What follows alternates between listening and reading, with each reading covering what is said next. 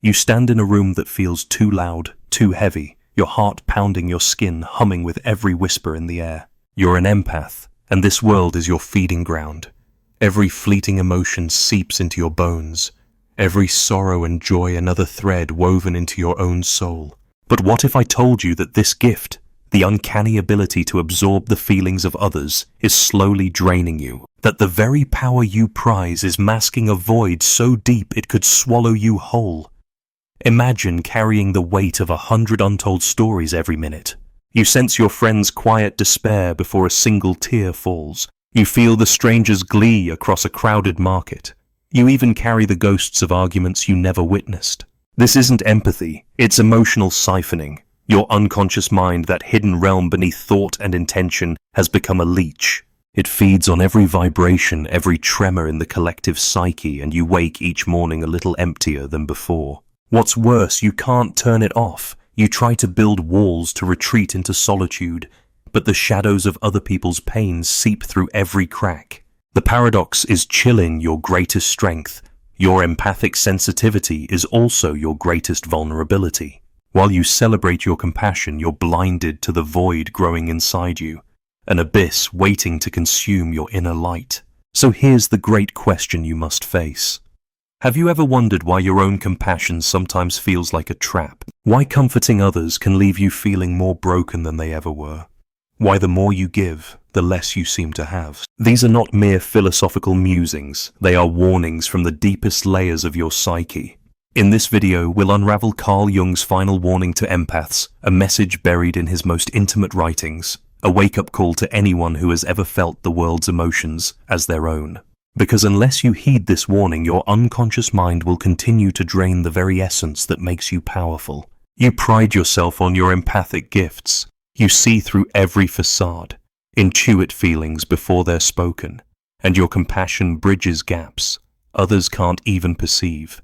Yet beneath that bridge lies a yawning chasm, the hidden void within you, nourished by every emotion you absorb. Consider the paradox of empathic inner power. You carry in your heart the sorrows of a grieving co-worker, the excitement of a stranger on the train, and the simmering anger of an argument you never witnessed. Your nervous system becomes a living antenna array, picking up signals at frequencies you can't shut off. It's like wearing someone else's skin, walking through their pain alongside yours. From the outside you seem wonderfully gifted, supportive, intuitive, caring, but inside the void grows. Here's the first iteration of that haunting paradox. Every time you give your emotional energy away, you believe you're sharing abundance. In truth, you're spending a currency you can't replenish. You soothe another's anxiety, only to find your own heartbeat hollowed out. You celebrate with friends in moments of joy, and afterward, your baseline happiness dips as if emotions are being siphoned from you. This is no mere poetic flourish. Modern research in effective neuroscience confirms that empaths exhibit hyperactivity in mirror neuron systems, brain circuits that replicate other people's emotional states as if they were our own. It's as though your brain is constantly replaying everyone's feelings on an endless loop. Over time, those loops amplify losses. You feel criticism as a personal wound, toxic energy as an internal infection, and collective trauma as your own tragedy. Yet the second layer of the paradox runs even deeper. Your gift of sensitivity, which you believe sets you apart, actually blinds you to your own needs. When was the last time you asked yourself, "What do I feel right now?" Instead, you check the emotional thermostat of everyone around you, your partner, your children, your colleagues, the total stranger sipping coffee at the next table.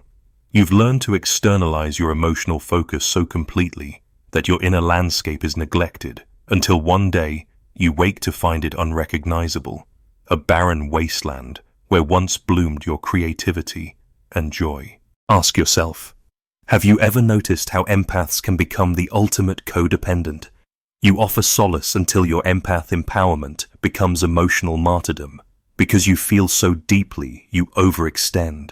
You become indispensable to others, yet dangerously dispensable to yourself. That isolating irony ricochets back into the void. The more you reach out to fill others' emptiness, the more your own emptiness hollows out. This isn't theoretical. Picture this. You lie awake at 2 a.m. recalling every overheard fragment of conversation you've collected today. Your mind simmers with unasked questions. Was her sigh directed at me? Did I hurt him by not listening harder? Every doubt echoes in your skull. The must-fix empath within compels you to action. You send a late-night text schedule, another coffee date, or replay past interactions to catch any hidden cues you missed. Meanwhile, your own soul craves silence but finds none. Every attempt at solitude invaded by the ghosts of feelings you haven't yet processed. And that brings us to the great question once more. Have you ever wondered why your own compassion sometimes feels like a trap? Why the more you open your heart, the less you feel secure? Why giving emotional shelter to everyone else leaves you standing in the rain? Because that very capacity to sense and soothe has become an unconscious predator, draining your inner power to fuel its endless appetites. In the next section, we'll step into the world of real empaths, those who dared to face this paradox head-on and explore a case study that lays bare the betrayal of the unconscious mind. Brace yourself, you might recognize your own story in theirs. You pride yourself on your empathic gifts, you see through every facade, intuit feelings before they're spoken, and your compassion bridges gaps others can't even perceive. Yet beneath that bridge lies a yawning chasm, the hidden void within you nourished by every emotion you absorb. Consider the paradox of empathic inner power. You carry in your heart the sorrows of a grieving co-worker, the excitement of a stranger on the train, and the simmering anger of an argument you never witnessed. Your nervous system becomes a living antenna array, picking up signals at frequencies you can't shut off. It's like wearing someone else's skin, walking through their pain alongside yours. From the outside, you seem wonderfully gifted, supportive, intuitive, caring. But inside, the void grows. Here's the first iteration of that haunting paradox. Every time you give your emotional energy away, you believe you're sharing abundance. In truth, you're spending a currency you can't replenish. You soothe another's anxiety only to find your own heartbeat hollowed out. You celebrate with friends in moments of joy, and afterward your baseline happiness dips, as if emotions are being siphoned from you. This is no mere poetic flourish. Modern research in effective neuroscience confirms that empaths exhibit hyperactivity in mirror neuron systems, brain circuits that replicate other people's emotional states as if they were our own. It's as though your brain is constantly replaying everyone's feelings on an endless loop. Over time, those loops amplify losses you feel: criticism as a personal wound, toxic energy as an internal infection, and collective trauma as your own tragedy. Your unconscious mind gladly hosts these shadows, unaware or uncaring of the toll on your core self. Yet the second layer of the paradox runs even deeper. Your gift of sensitivity, which you believe sets you apart, actually blinds you to your own needs. When was the last time you asked yourself, "What do I feel right now?" Instead, you check the emotional thermostat of everyone around you, your partner, your children, your colleagues, the total stranger sipping coffee at the next table. You've learned to externalize your emotional focus so completely that your inner landscape is neglected until one day you wake to find it unrecognizable, a barren wasteland where once bloomed your creativity and joy. Ask yourself, have you ever noticed how empaths can become the ultimate codependent? You offer solace until your empath empowerment becomes emotional martyrdom. Because you feel so deeply you overextend. You become indispensable to others, yet dangerously dispensable to yourself. That isolating irony ricochets back into the void. The more you reach out to fill others' emptiness, the more your own emptiness hollows out. And there's a third twist. The wisdom of silence slips through your fingers. While others retreat into quiet reflection, you mistake silence for emptiness. You dread the hush that follows a heated conversation, worrying that if you stop tuning in, you'll miss a cry for help. So you drown out your own inner voice, filling every moment with external feedback. The result? You lose track of your boundaries until you can't remember where you end and the world begins. This isn't theoretical. Picture this: you lie awake at 2 a.m., recalling every overheard fragment of conversation you've collected today. Your mind simmers with unasked questions. Was her sigh directed at me? Did I hurt him by not listening harder? Every doubt echoes in your skull. The must-fix empath within compels you to action. You send a late-night text schedule, another coffee date, or replay past interactions to catch any hidden cues you missed. Meanwhile, your own soul craves silence, but finds none, every attempt at solitude invaded by the ghosts of feelings you haven't yet processed. And that brings us back to the great question, echoing through the corridors of your psyche. Have you ever wondered why your own compassion sometimes feels like a trap? Why the more you open your heart, the less you feel secure? Why giving emotional shelter to everyone else leaves you standing in the rain? Because that very capacity to sense and soothe has become an unconscious predator, draining your inner power to fuel its endless appetite. Now that you've recognized the paradox threatening your empathic gift in the next section, we'll step into the real world of empaths, those who dared to face this inner betrayal, and explore a case study that lays bare the unconscious mind's true agenda. You might see your own story reflected in theirs. Meet Emma, a 34-year-old marketing executive whose empathic gift once felt like a superpower. From her earliest memories, you could say she was born with an invisible antenna. As a child, she wept when the neighbor's fish died, comforted playground bullies when they felt lonely, and carried her mother's anxieties like a secret backpack. By the time she reached her 20s, Emma's friends proclaimed her the human mood ring. She lit up with their joy, dimmed with their sorrow, and hummed with every emotional undercurrent she touched. You might recognize yourself in Emma's story. In college, she thrived studying psychology, convinced that her super-sensitive nature would one day heal the world. She volunteered at shelters, counseled friends through breakups, and aced her internship by intuiting client moods before the first coffee. Yet beneath the accolades and warm praises, something darker unfurled. As she soaked up other people's feelings, her own seemed to vanish. She couldn't recall the last time her heart had beat for Emma, rather than for everyone else. The breaking point came on an unremarkable Tuesday afternoon. You know that sense when the elevator door opens and you feel the collective breath of every person inside. On that day, Emma stepped into a corporate high-rise lobby, and the swirl of ambition, fear, and small talk surged through her like a tsunami. She tried to steady herself at the reception desk, but a newcomer's trembling confidence and a colleague's hidden resentment collided in her chest.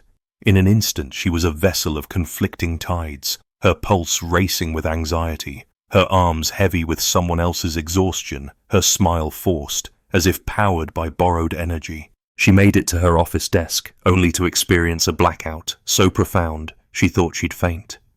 When she came to, she found herself staring at her reflection in a darkened window pane, eyes wild, lips unsteady. Her body felt unfamiliar, as if she were observing a stranger who'd just been possessed. For days after, Emma lived in a blur. You know how emotions can linger like a song stuck on repeat. Hers looped every second. Joy turned manic, sadness turned paralyzing, and anger turned explosive. She lashed out at her partner during a simple conversation, sending him reeling. She wept uncontrollably at a comedian's punchline on TV. She woke at dawn with a heart so heavy she could barely rise. Everything felt magnified, distorted, and disorienting, until she finally sought help from a therapist who specialized in high sensitivity. In those sessions, Emma discovered the hidden architecture of her unconscious mind. Her therapist explained that empaths often build emotional reservoirs to contain other people's feelings, but without proper boundaries, these reservoirs overflow. Emma's unconscious had erected no dam. Instead, it invited every drop, every wave, into her inner sanctum. The therapist guided her through naming exercises, separating her feelings from others, and introduced her to basic shadow work techniques adapted from Jungian psychology. But Emma resisted naming her own emotions, felt like stealing from others, and shining light on her shadow side terrified her with the prospect of what she might find. In the weeks that followed, Emma's daily routine became a battleground.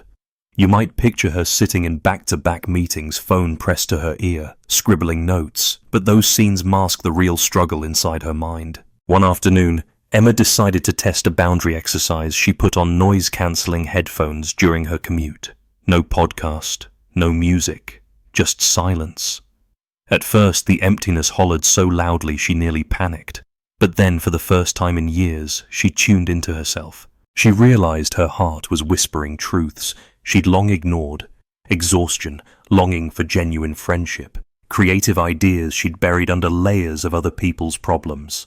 The silence acted as a flashlight illuminating the hidden corners of her psyche where her unprocessed shadows lurked. Slowly, Emma began reclaiming her inner landscape. She installed mental check-ins throughout her day. Before each meeting, she paused and asked, "Whose emotion am I carrying right now?" If the answer wasn't mine, she visualized placing that emotion in an imaginary box, labeling it, and setting it aside.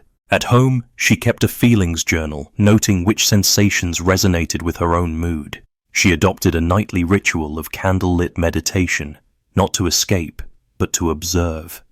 Each flicker of flame mirrored an aspect of her unconscious, revealing patterns: guilt over setting boundaries, shame about asking for help, fear of being too much or not enough.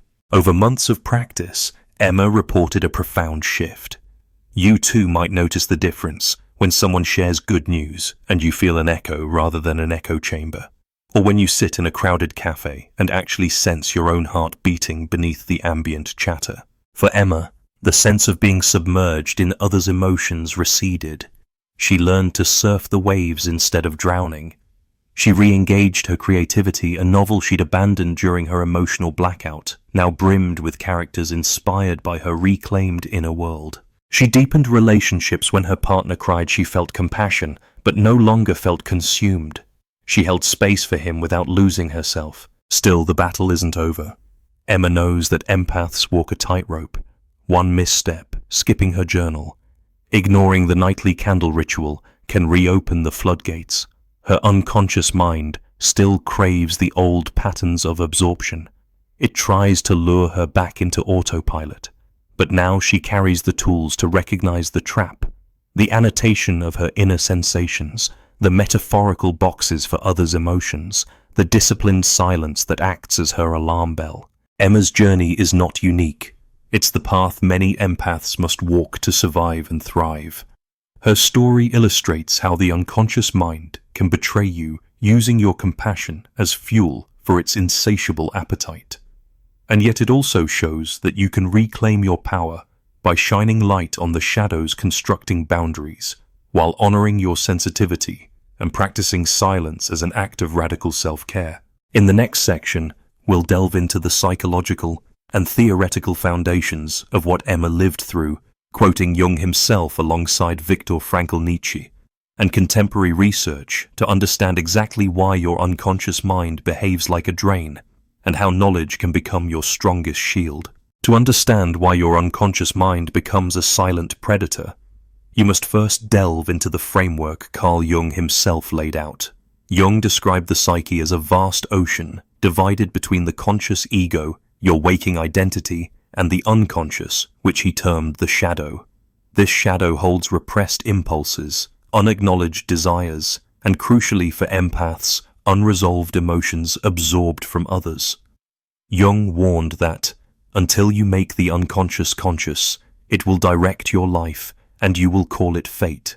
In simpler terms, unless you actively explore and integrate your shadow, you remain its puppet, your empathic gift, a double-edged sword that cuts deeper into your own spirit. Viktor Frankl, the Holocaust survivor turned psychiatrist, further illuminates this dynamic. Frankl observed that meaning arises when individuals take responsibility for their inner world rather than surrendering to circumstances. He wrote, "Between stimulus and response, there is a space. In that space lies our freedom and power to choose our response." Yet empaths often forfeit that space, their unconscious mind reflexively mirroring every external stimulus. The result, you react rather than respond. Your inner authority, ceded to the currents of others' emotions, Even Friedrich Nietzsche, no stranger to the intricacies of human consciousness, offers a cautionary note for empaths. He who fights with monsters should look to it that he himself does not become a monster. And if you gaze long into an abyss, the abyss also gazes into you. For empaths, that abyss is the accumulated emotional suffering of everyone they encounter. If you stare into those depths without boundaries, you risk absorbing the darkness until you can no longer distinguish between them and you. Modern neuroscience confirms these philosophical insights. Research using functional MRI has revealed that empaths and highly sensitive persons, HSPs, exhibit heightened activation in the anterior insular and the anterior cingulate cortex regions linked to emotional processing and self-regulation. When you witness another's distress, these areas light up as though you're experiencing the pain yourself, a phenomenon tied directly to mirror neurons. Yet without robust inhibitory circuits, your mental boundaries, this shared activation can overwhelm your system, leading to chronic stress, burnout, and even physical illness. Social psychology offers a third dimension, empathy overload. Studies in caregiver populations show that constant emotional labor without adequate self-care precipitates compassion, fatigue, a state marked by emotional exhaustion, cynicism, and a diminished sense of personal efficacy. You might notice your empathic intuition dulling over time, or discover yourself becoming withdrawn, preferring to avoid situations where you once thrived. This isn't weakness, it's your psyche's signal that the unconscious has been siphoning your life force. Biologically, chronic activation of your empathic circuits floods your body with cortisol and adrenaline. While short fight or flight responses equip you to manage acute stress, continuous release of these hormones erodes neural connections in the hippocampus, the brain's memory hub. Over time, you experience cognitive fog, memory lapses, and difficulty regulating mood amnesia in service of other people's emotional narratives. But there's an upside: the concept of neuroplasticity. You aren't destined to remain a passive host to emotional contagion. Just as your brain learned to absorb every passing feeling, it can relearn to fortify its boundaries. Techniques such as mindfulness meditation enhance activity in the prefrontal cortex, strengthening top-down control over reactive mirror neuron firing. Likewise, somatic exercises, body scans, grounding techniques reconnect you to your own sensations, differentiating them from imported states. Jung's shadow work becomes the narrative spine for this transformation. He advocated for active engagement with your unconscious content, not to purge or reject it, but to integrate it. Each repressed or projected emotion you recover restores energy to your ego, diminishing the shadow's hunger. When you name and own the emotions you've absorbed, this anxiety is not mine, it's Aunt Marlene's fear of abandonment, you reclaim the psychic energy previously devoured by your unconscious mind. Contemporary research backs these practices. A 2023 study in Frontiers in Psychology found that empaths who practice daily emotional labeling and boundary setting reported a 40% reduction in stress levels and significant improvements in emotional clarity. Similarly, a 2024 meta-analysis in Journal of Affective Disorders concluded that therapies combining cognitive restructuring with somatic awareness yielded the strongest outcomes for high empathy individuals. Socio-cultural factors also play a pivotal role. In a world that prizes emotional labor service industries, caregiving roles, and even social media platforms reward your empathic attunement. You're conditioned to valorize absorption. Compliments like, "You just get people," reinforce the habit of unchecked intake. To counteract this, you must redefine empathic strength not as an unlimited vat of compassion, but as a reservoir with finite capacity and refill rituals. To summarize, your unconscious mind drains you because it houses the shadow unprocessed emotions you've taken on. Philosophers from Jung to Nietzsche, psychiatrists like Frankl, and modern neuroscience converge on the same truth: without conscious boundaries, empathy becomes parasitic rather than altruistic. Yet the same theories offer solutions: shadow work, mindfulness, somatic practice, and boundary redefinition. These aren't mere buzzwords, they're tested methods to transform the unconscious predator into an ally that nourishes your depth rather than sapping your core. You might think that a little emotional cleanup now and then is enough. An occasional journal entry, a weekend getaway, maybe a spa retreat. But the true costs of ignored empath shadows are far more insidious, creeping into every corner of your life like slow-moving fog. When you neglect the warning signs, your unconscious mind doesn't stop at draining your emotions. It invades your health, your relationships, and even your sense of self. First, consider the health toll. Chronic empathic overload acts like a low-grade infection, triggering constant secretion of stress hormones.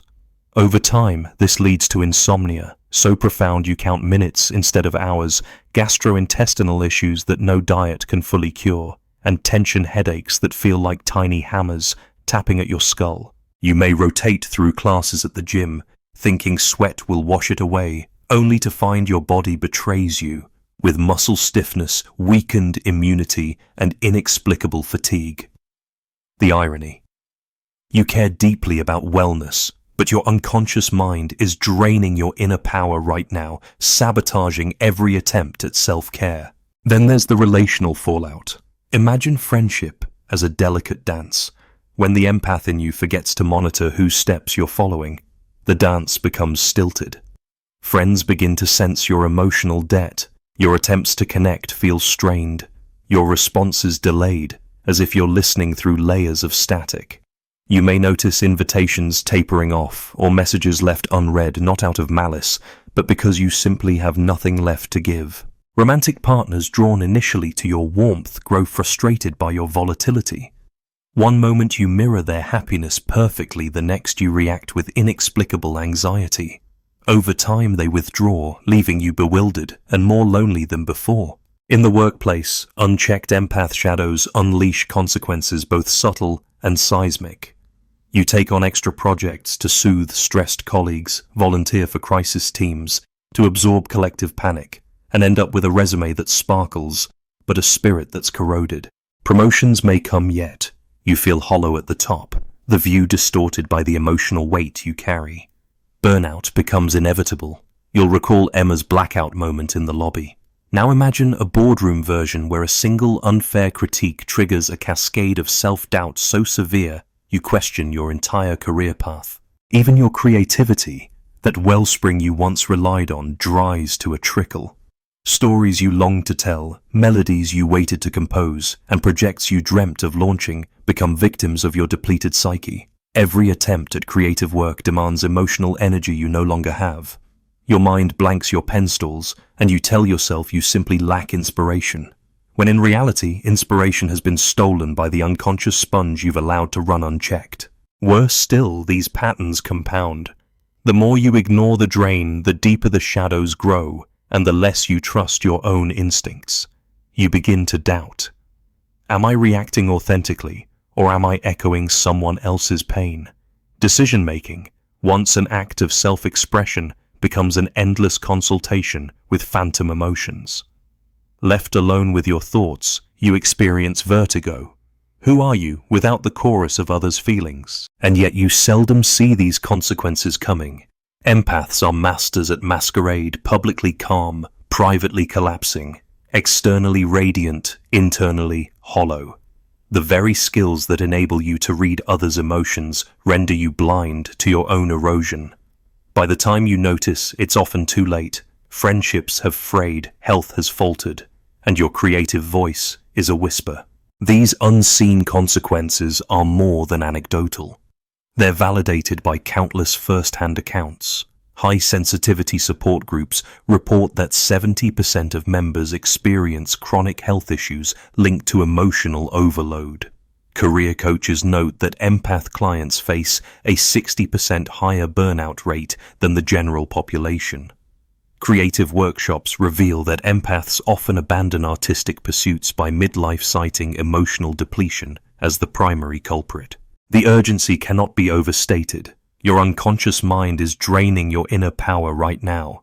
If you continue on this path, you risk not only losing your empathic gift, but also the essence of who you are. The shadows you've neglected won't simply fade away. They will solidify into barriers, shutting you off from joy, intimacy, and purpose. Only by facing these unseen consequences head-on can you reclaim what's rightfully yours, your health, your relationships, and your creative spark.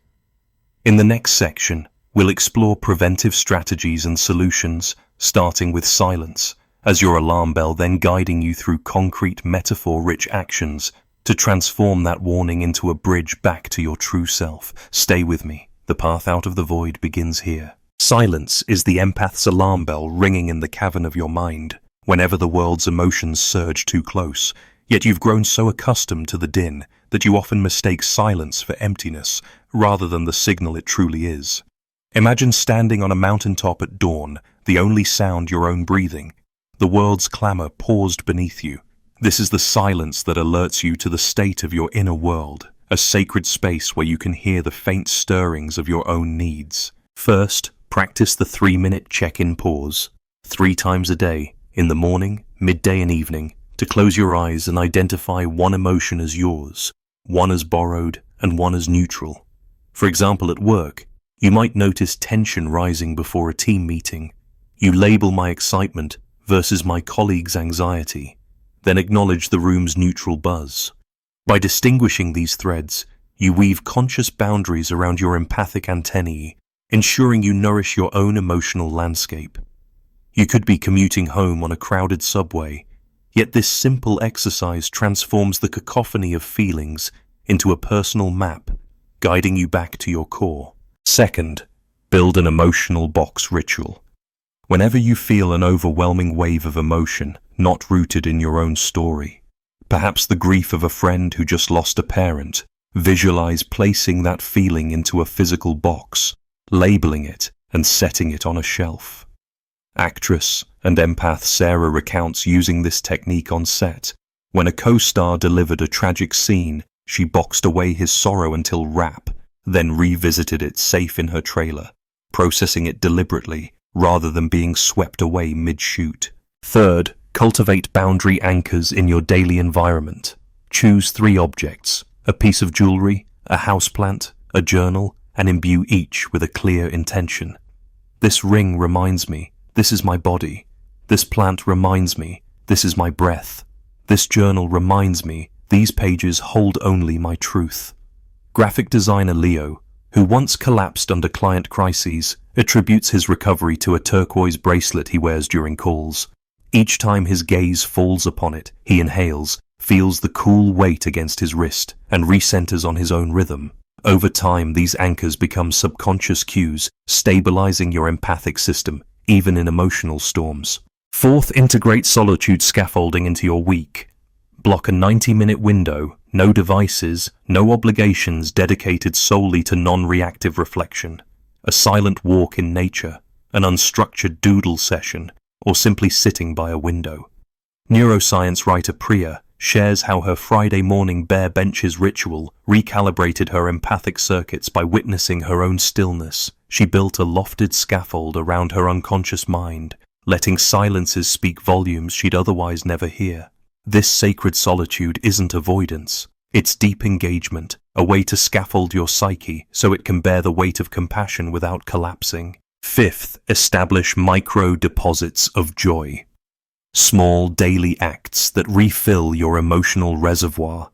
It could be savoring a spoonful of honey, like a ritual, sending yourself a postcard reminding you of your wildest dream, or dancing for one song in your living room before the day begins. For empathic nurse Daniel, who once carried his patient's suffering home in his stethoscope bag, these micro-deposits transformed his practice. A midday sketch of a sunbeam on his notepad renewed his spirit, preventing the slow leak of burnout. By weaving these strategies into your life, you transform silence from a wall that shuts you off into a bridge that connects you to the deepest parts of yourself, turning preventive rituals into a living architecture of empathic resilience. Now that you've learned how to recognize the empath's alarm bell and translate it into concrete actions, you're ready to embrace the ultimate truth that will chill and empower you. Here's the ultimate truth that chills an empath's spine. Your unconscious mind has been siphoning your life force under the guise of compassion, turning your empathic gift into a silent predator. But buried within that warning lies its power. The same sensitivity that once drained you can become the wellspring of your strength. By naming your shadows, anchoring your boundaries, and honoring the alarm bell of silence, you reclaim the vital essence that makes you uniquely you. Imagine looking back, a year from now. You'll see the empath you once knew, overeager, overextended, and on the brink of collapse, transformed into someone who wields empathy with surgical precision. You'll feel joy coursing through your veins, untainted by the residue of others' pain. You'll engage in relationships not as emotional sponges, but as participants in a dance of mutual exchange. You'll create art, build businesses, and nurture connections from a reservoir replenished by mindful rituals, not drained by unconscious absorption. This journey demands courage. You must welcome the awkward discomfort of silence, confront the shadows you've long denied, and patiently build the scaffolding of solitude. Yet within that bravery, you'll find liberation, the freedom to choose which emotions to carry and which to release. Empaths who embrace this path report deeper intimacy, clearer purpose, and an unshakable core that weathers life's storms. So here's what I want you to do right now. 1. Comment below and share which strategy resonated with you most. Was it the 3-minute check-in, the emotional box boundary anchors, solitude scaffolding, or micro deposits of joy? 2. Subscribe to join our community of awakening empaths, where you'll receive weekly insights straight from Jungian wisdom and contemporary research. Share this video with a fellow empath who needs to hear Carl Jung's final warning before their gift becomes a curse. Follow us on social media to access guided meditations, downloadable boundary worksheets, and live Q&A sessions on shadow work. Your empathic sensitivity is not a burden. It's the key to a life lived in vibrant color. Heed the warning, embrace the work, and transform your unconscious drain into a fountain of resilience. The next chapter of your empath journey begins now. Let's walk it together.